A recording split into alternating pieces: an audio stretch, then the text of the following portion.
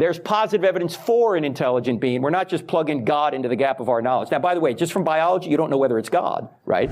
So tonight we have Frank Turek, who's going to be defending creationism against the charge that it's just God of the gaps, but he's literally just going to be describing a God of the gaps argument. We're also going to be learning a little bit about Ben Franklin and church bells tonight, so I hope that you heathens are interested in this kind of shit. If you are, then please stay tuned.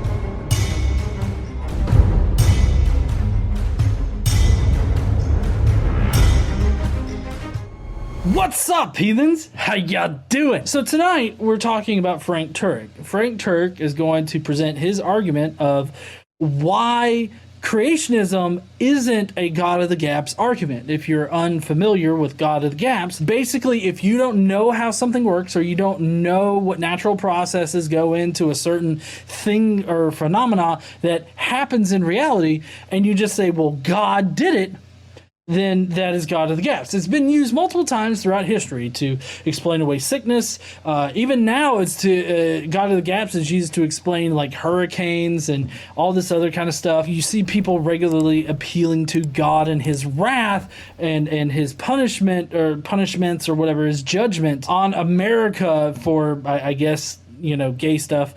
But you see this kind of rhetoric all the time. But apparently, Frank Turek is going to tell us how it's not a God of the gaps argument to say God created the entire universe. We're going to see where he goes with this, and hopefully, I mean, it's bad, but we'll see. So typically in the scientific method, if you don't know something, you wait until you figure it out. So what they would say is when they look at the arguments that were given, they'd say, you're sort of plugging God in to give a final answer to the question, whereas they prefer to wait it out to find a naturalistic or a quote-unquote more rational answer to the question. How would you answer them where it seems like we're giving them a very simplistic, we can't figure it out, so it's God?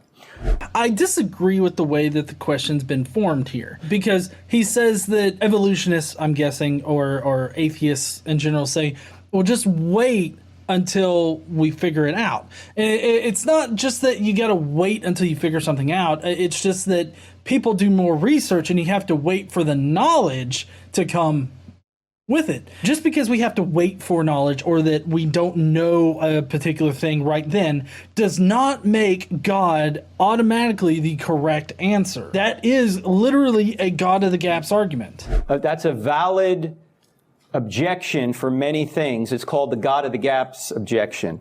You know, you're plugging God into the gap of your knowledge, when if you just allowed science to work a little bit longer, science doesn't do anything, scientists, if you allowed them to work a little longer, they're going to figure out a natural cause. For example, maybe many years ago, people thought that the gods were angry at us when we had a thunderstorm, right? And we said, this is the gods doing this. And we said, gods are doing this. And then we figured out later, no, this is kind of a natural phenomenon, can be explained by natural forces. So we looked stupid for saying God. We plugged God in the gap of our knowledge and said it was gods, when in fact it was a series of natural forces that did it. Okay, right here, Frank Turek makes it sound like it was pagans that is the best evidence for the whole, you know, God is mad at you, God causes lightning. Just because we're ignorant of what causes lightning doesn't mean that God was doing it. Like, that is one instance, but that's actually not a very good applicable instance to what he's taught, what the discussion is right here. A better one would be the Benjamin Franklin and church bells example. Now, in case you guys didn't know, and I didn't know this before I read the Founding Myth, that's the book by Andrew Seidel, where he goes through and rips apart the whole idea that we're founded on a Christian nation. We're founded as a Christian nation, or we had a Christian founding. And in the book, he talks about how Benjamin Franklin invented the lightning rod. But you see, he faced a lot of backlash from churches because he developed the lightning rod because people were constantly getting struck when they would go up and they would ring church bells and stuff like that. At the time, it was seen as God's divine will that that person be fucking shocked and tasered into death, right? And this happened all over the world. And so what they would do in order to ward off the lightning that we can't control, they would baptize the church bells with holy water from the Jordan in order to stave off fucking lightning, right? Just let that sink in for a minute. You got a priest that's like anointing a bell, and it's like, oh, God, this will protect the bell. God will not shock anybody that fucking comes up here to do this. Because as we all know, God loves to shock and burn the hell out of people for random fucking reasons. Incense, catching the ark as it fell, any fucking thing, pulling out of a woman as you're having sex and you're orgasming, like, anything can cause God to fucking lightning bolt your ass into hell. They thought that it was God's divine will that these people die for ringing a bell. Well, here comes along Ben Franklin. You know, he figures out that electricity and lightning are the same thing. Lightning is electricity. And so what he did was, you know, he invented the lightning rod. He put lightning rods on the churches, and then voila, nobody else fucking died. But you see, the whole point of this particular scenario is the fact that it took Ben Franklin, who didn't believe in the whole baptizing a church bell to ward off fucking lightning, in order to get people to think about what actually what lightning actually is. It was because of Ben Franklin going against what the church consensus was at the time to actually save people's lives and develop a very useful tool that is still in use today. That is a better example than Frank Turek is giving here, because it's directly related to Christianity. It shows that even back in Ben Franklin's time, you still had people thinking that lightning was caused by God and it's God's divine will. I mean, you have people nowadays that attribute hurricanes and tornadoes and any kind of natural disaster to God. That is literally a God of the gaps argument to say that God caused those natural disasters to happen because, I don't know, Sally and whoever were, you know, doing gay stuff down the street. It's not an explanation for anything. It doesn't explain anything, and it just shows your ignorance. That's not what we're doing when we go back to the creation of the universe. In fact, let me give you a reason why it's not. I was at the University of Michigan, and an atheist, after I'd gone through the cosmological argument, in fact, I went through all the evidence that the universe had a beginning, an atheist got up to the microphone. His name happened to be John. He said, Frank, if you give science more time, we're going to figure out a natural cause for the creation of the universe. I said, John, you're never going to find a natural cause for the creation of the universe. He said, no, we will. I said, no, you won't. How is this an example of anything except you literally using a God of the gaps argument? Oh, you won't figure out what causes earthquakes? Nope, because that's judgment from God. Nope, you won't figure out how hurricanes happen. That's judgment from God. Nope, you won't figure out how sickness happens and why all these people are dying, because that's judgment from God. You're literally saying, which he's not saying that it's judgment of God or anything like that, but I'm just saying because God, right? You're literally using a God of the gaps argument in your example to the guy that was like trying to refute you and tell you that, look, we're going to figure it out eventually. You know why he thinks that we're going to figure it out eventually? Because at every single point in the past where we've had something that we don't understand, we eventually figured it the fucketh out. Granted, he can't know that we're going to figure it out, but if the past is an indication of anything that will happen or will occur in the future, you know, kind of like what science does all day, every day, then it seems to indicate that science or scientists will eventually figure out the natural processes that caused the universe to come to existence. Now, will we know 100% for sure? No. But you also can't know 100% for sure that God was the one that did it. Is that a possible answer? I guess. It's so small of a probability that that is what actually happened that it's negligible. Like, that's a negligible possibility. And he said, no, we will. I said, first of all, John, that sounds a lot like faith, right? We haven't found it yet, but we will. But secondly, you're never going to find a natural cause for all of nature because nature wasn't created. Nature's the effect. It can't be the cause. Well, I mean, once something is caused, like, to exist, it can therefore be a cause, like the source of something else happening. It can cause something else to happen. I mean, basically, he's trying to reduce everything back to, oh, well, God created the universe, therefore he created nature, therefore anything natural is evidence of God. And that's just a bullshit argument. Because if we have natural explanations for, something to happen, then we don't need a God to explain it. But he's basically trying to take a step out and say, oh, it all relates back to God. And that's just a fucking cop-out. In fact, for you to say, for you to say, just give science more time, I'll figure out a natural cause for all of nature, would be like me saying, just give me more time and I'll figure out one day that I gave birth to my own mother. No, that is not the same thing. I'm sorry, Frank. I don't know if you know how biology works, but no matter how much time you wait, it will never be the case that you birthed your own mother. Considering a normal course of, I guess, future history or whatever, like, of course, if somebody invents a time machine and Frank Turek's like, I'm going to go back and fuck my mother. And then, or not, well, yeah, he would be so not fuck his mother, but fuck his grandmother and to give birth to his mother. But I mean, that's kind of a paradox thing. I mean, I don't know. It's weird. In a normal course of events, you're not going to have Frank Turek jumping in a fucking blue, British telephone box. TARDIS. TARDIS. Fuck. So he's not going to jump into a TARDIS and, go back in time and fuck his grandmother.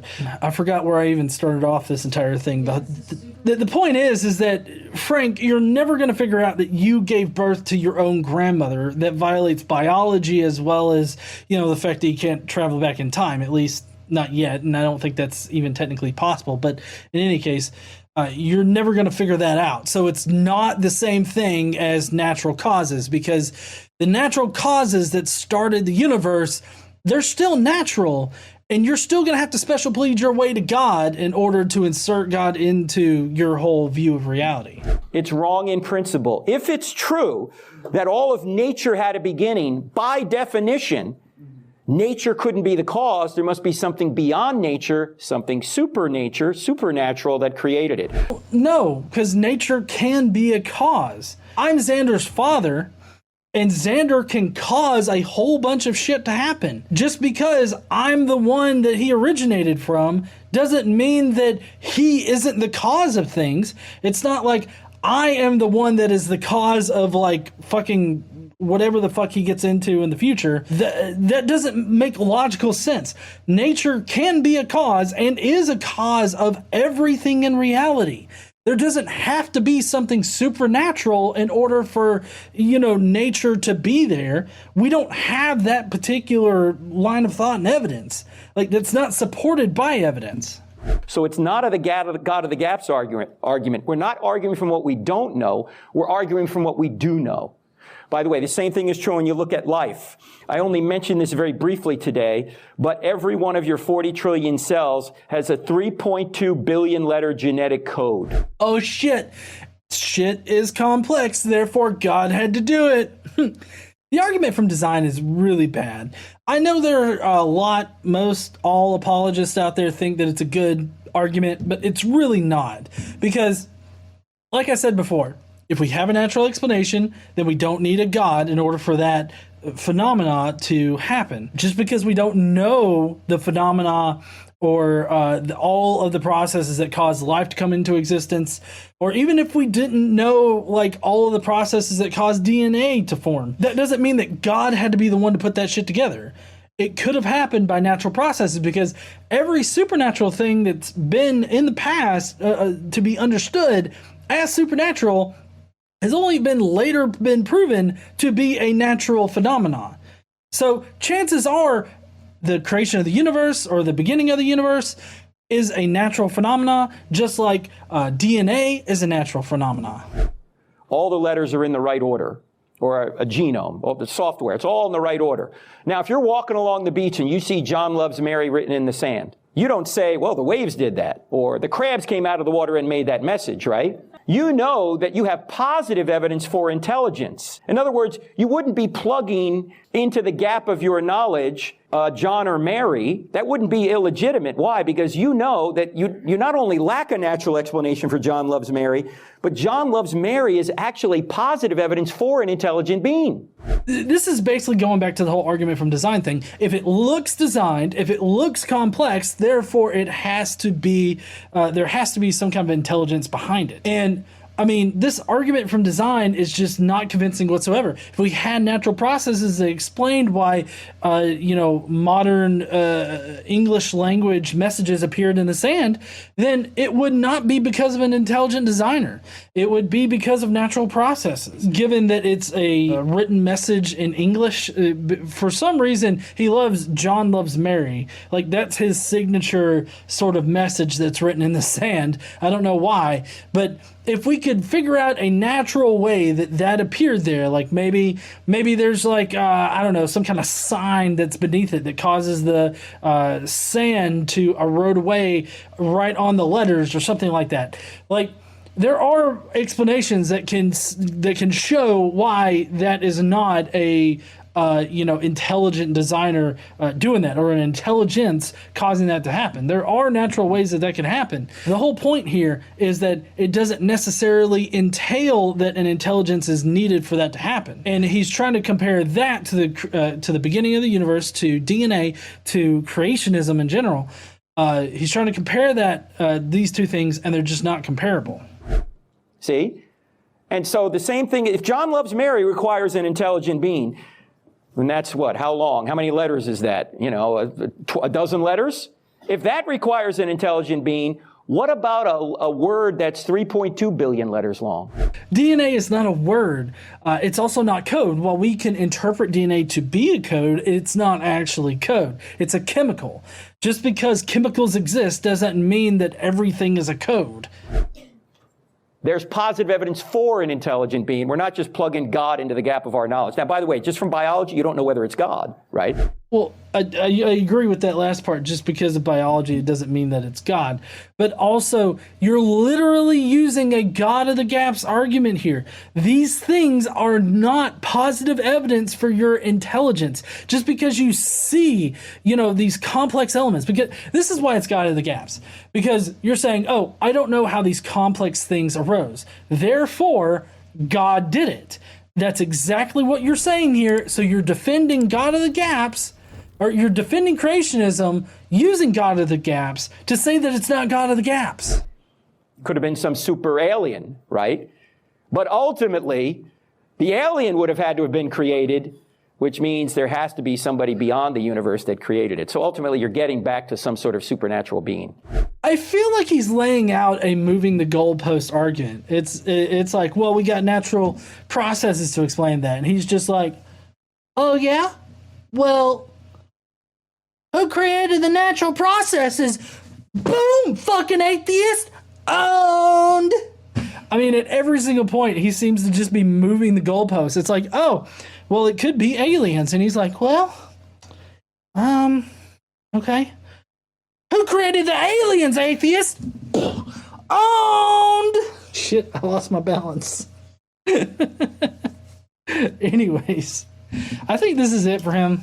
Yes, it's going to his social media. I don't know. If you want to follow social media, Google it some other time. All right, heathens. Well, if you guys enjoyed the show tonight, please don't forget to smash that like button. Hey, if you will, please leave a comment down below, and I guess we'll talk to you heathens later. Don't forget to stand up, use your voice, and all that kind of good shit.